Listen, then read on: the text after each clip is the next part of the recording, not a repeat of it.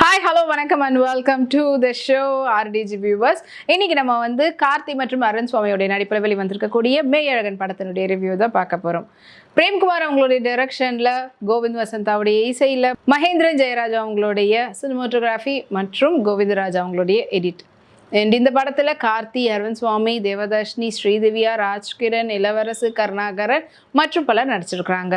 And இந்த படத்தினுடைய கதை அப்படின்னு எடுத்துக்கிட்டோன்னா, இது நட்பு சார்ந்த ஒரு விஷயம் அப்படின்னு சொல்லலாம். ஸோ 2 பேர், அதில் ஒருத்தர் வந்து ஊரை விட்டு வெளியில் போனவர், அவர் ஊருக்குள்ளே வராரு, தெரியாத ஒரு நபர் வராரு, அவர் பாட்டு பேசிகிட்டே இருக்கிறாரு.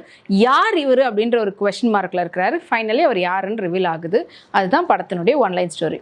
ஸோ ஊரில் ரொம்ப ஜபர்தஸ்தாக வாழ்ந்தாங்க அப்படின்னு சொல்கிற மாதிரியான நல்ல அவங்க சொந்த ஊரில் சொந்த வீட்டில் வாழ்ந்துட்டு இருந்தவங்க எதிர்பாராத ஒரு சூழ்நிலையில் அவங்கள சுற்றி இருக்கக்கூடிய விஷயங்கள் நடந்ததுனால அவங்களுடைய சொந்த இடத்துல வீடு எல்லாத்தையும் விற்றுட்டு வெளியூருக்கு சென்னைக்கு பொழப்ப தேடி வராங்க. அங்கே வந்ததுக்கப்புறமா அவர் நல்ல வேலைக்கு போய் அவருக்கான ஒரு டீசெண்டான ஒரு வேலை அண்ட் அவங்க ஃபேமிலி கல்யாணம்லாம் ஆகிடுது. பல வருஷம் ஆகிடுது. அவர் குழந்தை அப்படிலாம் இருக்கிறாங்க.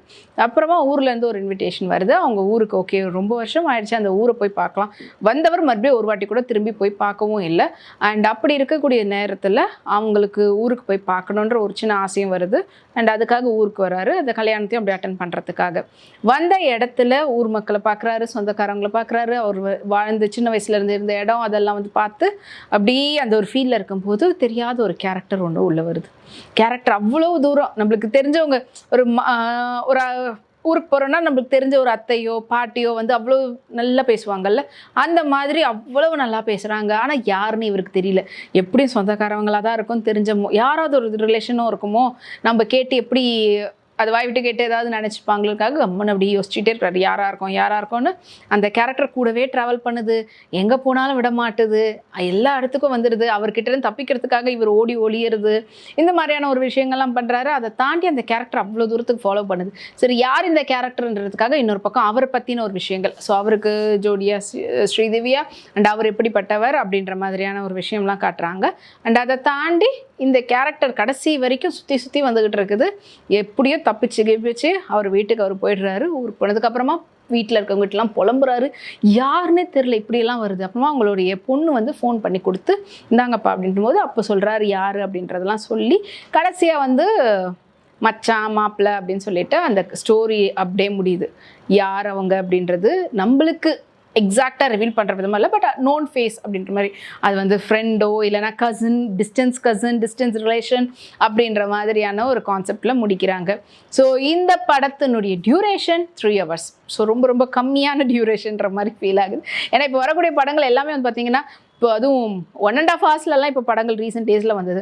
1.5 hours, 2 hours, 2:15 இப்படிலாம் வந்துட்டு இருக்கக்கூடிய நேரத்தில் இதுக்கு முன்னாடி 3 hours வந்த படம்னா கோட் படம். அதுவே வந்து விஜய் அப்படின்ற ஒரு காரணத்தை தாண்டி எல்லாரும் 3 மணி நேரம் எப்படி உட்காரது, மாஸ் ஆக்ஷன் அதெல்லாம் இருந்ததுனால ஓரளவுக்கு அப்படியே தள்ளிக்கிட்டு போச்சுன்னு சொல்லலாம்.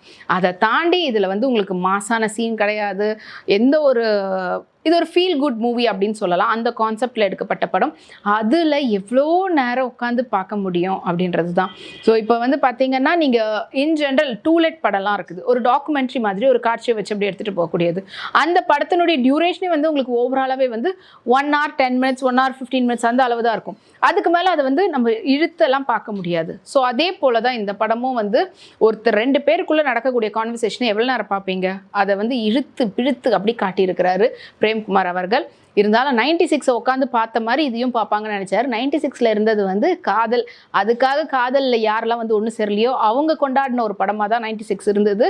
அதனாலேயே அது கனெக்ட் இருந்திருக்கும், உட்காந்து பார்த்துருப்பாங்க. இதில் 2 பேரை எவ்வளோ நேரம், பட் ஆனால் இருந்தாலும் ஓரளவுக்கு கார்த்தியோட கலகலப்பான பேச்சும் அண்ட் அரவிந்த் சுவாமியோடைய அந்த அவுட்லுக்கும் அவருடைய ஆக்டிங்கும் வந்து படத்தை கொஞ்ச நேரம் நம்ம உட்கார வைக்கிறதுக்கு ஈர்த்து இருக்குது. அதை ரொம்ப நேரம் நம்மளால் ஹோல்ட் பண்ண வைக்கணும்னா அதுக்கு ஸ்ட்ரென்த்தான ஒரு ஸ்க்ரீன் பிளே இருக்கணும். அது இன்னும் கொஞ்சம் அவர் வந்துட்டு கட் ஷாட் பண்ணி குயிக்கான ஒரு மூவ்லாம் இருந்ததுன்னா நம்மளுக்கு ஓகே அப்படின்ற ஒரு ஃபீலோட வெளியில் வந்திருப்போம். டெஃபினெட்லி இது ஒரு ஃபீல் குட் மூவி அப்படின்னு நம்ம எல்லாருமே சொல்லியிருப்போம். ஆனால் இது ஃபீல் குட் மூவியை ரொம்ப ஃபீல் பண்ண வச்சு வெளியில் அனுப்பி விட்டுருக்கிறாரு பிரேம்குமார் அவர்கள். அண்ட் இந்த படத்துன்னு வரக்கூடிய காட்சிகள் வந்துட்டு ரொம்ப அழகாக சினிமோட்டோகிராஃபி பண்ணியிருக்கிறாங்க மகேந்திரன். அண்ட் படத்தினுடைய டைலாக்ஸ் ஆக்சுவலி ரொம்ப நல்லா இருக்குது.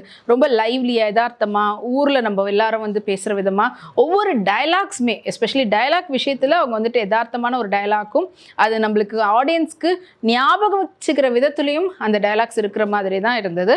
அண்ட் இந்த படத்தினுடைய பாடல் வரிகள் ரொம்ப நாளாக நம்மளுக்கு வந்து இந்த 96 பாடல்களை இப்போ வரைக்குமே வந்து மக்கள் கொண்டாடுவாங்க. அந்த அளவுக்கான பாடல் வரிகள் இருக்கும். கார்த்திக் நேதா அவர்கள் தான் இந்த பாடல் வரிகளும் கொடுத்திருக்கிறாரு.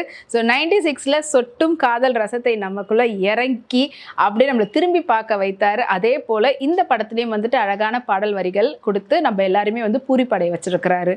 ஸோ இந்த படத்தில் வரக்கூடிய ஒரே ஒரு நம்மளுக்கு திருப்திகரமானது, 2 பேரும் வந்து நல்ல ப்ளசன்டபிளான 2 பேர் ஆன் ஸ்க்ரீனில் நம்ம பார்த்துட்ருக்குறோம், அதனால ஓகே அப்படின்ற ஒரு ஃபீல் வேணால் கொடுக்குதே தவிர்த்து, அதை தவிர்த்து வேறு ஏதாவது ஒரு கேரக்டரில் மேபி வேறு யாராவது இருந்தாங்கன்னா அது இவ்வளோ தூரம் த்ரூ அவுட் நம்ம பார்ப்போமான்றதே ஒரு டவுட்டு தான்.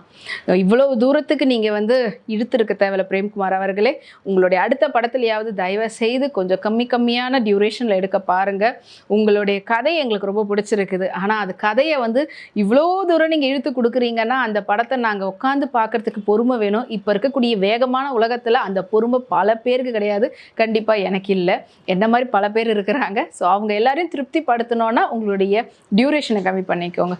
மற்றபடி குறை சொல்லணுன்னா செகண்ட் ஹாஃப் ஃபுல்லாகவே ரொம்ப எடுத்துட்டீங்க. ஃபர்ஸ்ட் ஹாஃப் ரொம்பவே நல்லா இருந்தது இந்த ரிலேஷன்ஸ் எல்லாத்தையும் காட்டினதில். ஸோ மொத்தத்தில் மெய்யழகன் இன்னும் கொஞ்சம் அழகாகவே கொடுத்துருக்கலாம். இந்த வீடியோ உங்களுக்கு பிடிச்சிருந்ததுன்னா லைக் பண்ணுங்கள், ஃப்ரெண்ட்ஸ் அண்ட் ஃபேமிலிஸோட ஷேர் பண்ணுங்கள், மறக்காமல் நம்மளுடைய RDG சேனலை சப்ஸ்கிரைப் பண்ணுங்கள். Thank you and bye.